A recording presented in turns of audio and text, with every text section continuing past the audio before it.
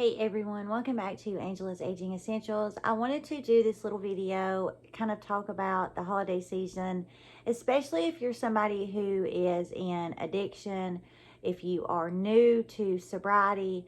I currently have almost 10 years of sobriety, so I just wanted to share some little tips that have really been helpful for me, especially the earlier years of my sobriety. So please don't forget to subscribe, give this video a big thumbs up, smash that bell, and let's jump right into this video. The holidays, especially Christmas time, is a wonderful time of the year. Number one, because it's Jesus' birthday, but number two, because Christmas is that time of year when those people that you don't get to see as often as you like. Christmas is normally always that time. Thanksgiving, Christmas, when you get to see those people. You get to spend time with those people. But Christmas can also be a really dreaded holiday event for a lot of people. And especially if you were somebody who is new to sobriety, it can almost send you into a spiral where you just dread it. It can also be a really sad time if you have lost anybody that you are really close to. So I just want to share some things with you guys that I have really applied to my life that have helped me. Hopefully I'm able to provide a little bit of information and some advice that helps you if you are somebody who is struggling with the holiday season. Number one, know that it's okay to tell people no. This is something for me that I really, really struggled with in my early recovery because I'm such a people pleaser. I wear my heart on my sleeves. I always want to make everybody happy. And I kind of just had to get to this place where I understood that I had to put myself first. I had to always be worried about Angela before I was worried about anybody else. And that's okay. That doesn't make you selfish. That doesn't make you, a person who doesn't have any compassion. That actually makes you love yourself, and it really does help you to create those safe boundaries. You're not ever going to be able to love anybody or care for anybody or ever go through experiences that you find humbling if you don't love yourself. And in loving yourself comes all of those new things. So just know that it's okay to tell people no. If there is a Christmas function coming up and you have been invited to it and you already know that there's going to be somebody there that you have a little bit of tension with, or it's just going to be an uncomfortable situation, just politely decline the invitation. You never have to give a reason for your answers. If you tell somebody, I'll be there, you don't owe them an explanation. If you tell somebody that you won't be there, you also don't owe them an explanation. If they continue to ask them, just continue to say, I just won't be there. Well, why not? I'm just not going to make it. Well, why aren't you going to make it? I just ain't going to be there. You never have to justify your own decisions. You know what's best for you, and sometimes putting yourself in a situation as that something that seems as simple as just a holiday get-together can really cause you to spiral out of control. Whatever the circumstances are, listen to yourself. Let your intuition guide you. Your intuition is never going to lead you in the wrong direction. And if there's something inside of you that's saying, you just don't need to do this, this just don't feel right, I don't know if this is a good idea, then follow that intuition and simply decline. Simply say, thank you for inviting me, I just am not going to make it, and then just leave it at that.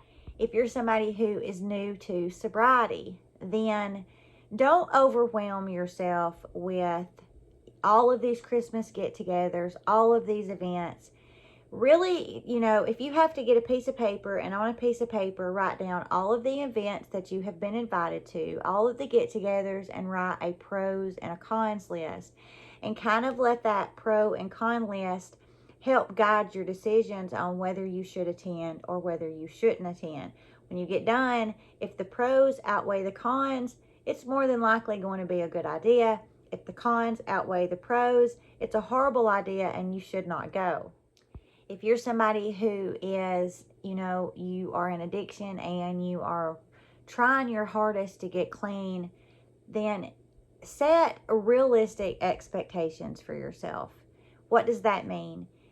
Say, okay, for the next 2 hours, I am going to stay clean. Then when those 2 hours come, okay, the next 2 hours, I'm going to stay clean. Once you've made it through 4 hours, say, okay, I'm going to go 4 more hours and stay clean. That's realistic expectations, especially for somebody who is in addiction, because withdrawals are a real thing. Set those realistic expectations for yourself rather than just jumping into it and say, okay, I'm going to go 48 hours and stay clean. That's a unrealistic expectation, especially for somebody who is in active addiction. And you're almost setting yourself up for failure when you set expectations that are not realistic. It's one foot in front of the other. It's baby steps. Don't overwhelm yourself right out of the gate with expectations that are unrealistic. You are almost setting yourself up for failure by doing that. So find something for you that is realistic, even if it's 30 minutes. Give yourself that 30 minutes. That way you know that once you get to that 30 minutes, you can always say, okay, let's go another 30. Let's go another 30. Let's go another 30. And that seems a lot better than just saying, okay, I'm going to go 8 hours and stay clean. Start baby steps. Take those, those little small steps that when all of those small steps come together, they make a pathway. And you can kind of just keep going down that pathway because it's attainable rather than something that seems attainable, but in all reality, it's really, really unattainable because you know yourself and you're setting yourself up for failure. We all grieve differently, and if there's somebody that you have loved that you no longer have, then let me encourage you to do what I'm going to do. And for a lot of people, this may seem kind of silly, but my little Houston, this is my little Houston. He went to heaven on Easter of this year. He was 15 years old. And Houston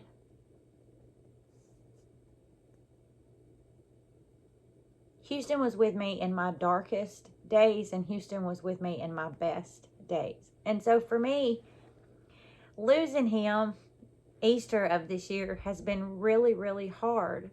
And it's especially hard at the holidays because Houston got a stocking. Houston got presents. The last 5 years of Houston's life, he was a diabetic, so he got insulin twice a day.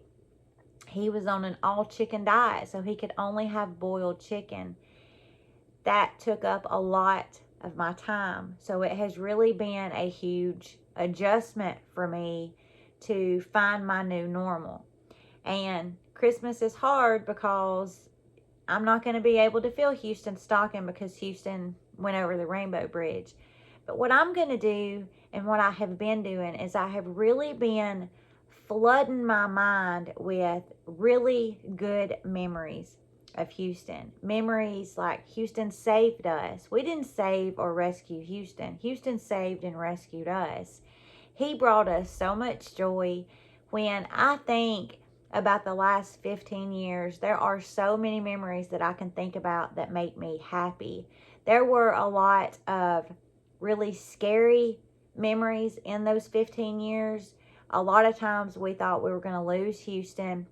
There are a lot of memories that I can think back on that don't bring me as much happiness as some memories. So I try not to think about those memories. If I ever get in my head and I start thinking about a memory that makes me feel sad, then I try my best to replace that sad memory with a memory that makes me happy. So let me encourage you to do the same. It doesn't matter if it's a human, if it was a pet, it doesn't matter. If you have cared about somebody and you have loved somebody and you no longer have them, then the loss is the same. That hole that you feel in your heart, that pain, that emptiness that you feel in your heart is It's a loss. It's a pain. So, don't judge others because their loss seems nothing compared to your loss, because as individuals, we all grieve differently, and something that may be important to me, to you may seem like something silly, but just remember that it's my personal journey. It's the journey of loss for me that I'm experiencing, just like your journey of loss is your journey. So remember to fill your mind with those good memories, those memories that bring you happiness, those memories that you can almost touch and feel and smell, rather than those bad, sad memories. Always remember that you can do anything that you want to do. When I was in addiction, I never, ever, ever thought that I could go one day being clean, let alone have almost 10 years. I was eat up in addiction for a really, really long time. 2 decades I was in addiction. And here I am, 10 years later, 10 years almost of living a sober life, being clean.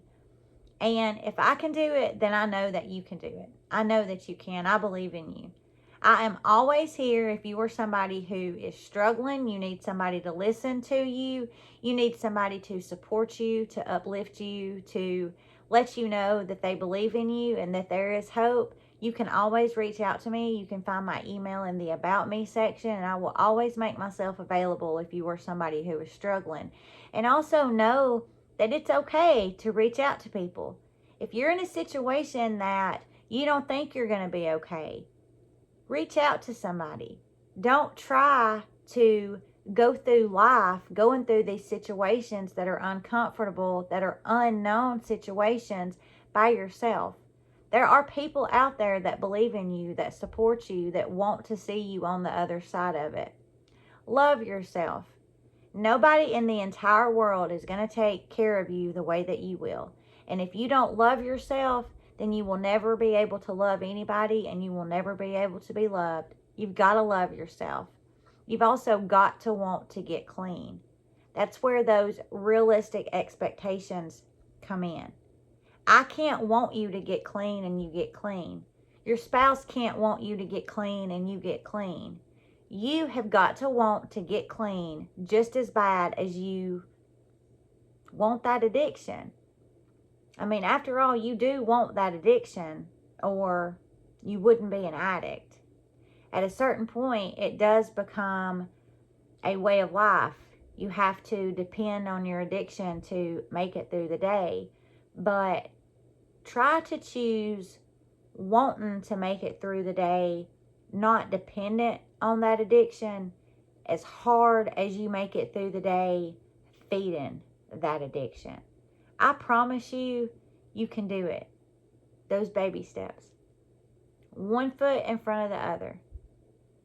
One foot in front of the other. Love yourself. Set realistic expectations for yourself. Know that it's okay to tell people no. Reach out if you need support. I will list down in the description support lines. If you're not comfortable emailing me, I will list some numbers down below where you can call and talk to a complete stranger that will help you, that will just listen, that will support you. Don't put yourself in those situations that you know are going to leave you uncomfortable and that are going to cause you to want to go use. Put yourself in situations that you know that you can handle. You can do this, you guys. I always want to be honest with you guys, and making your mind up to get clean and staying clean is not easy.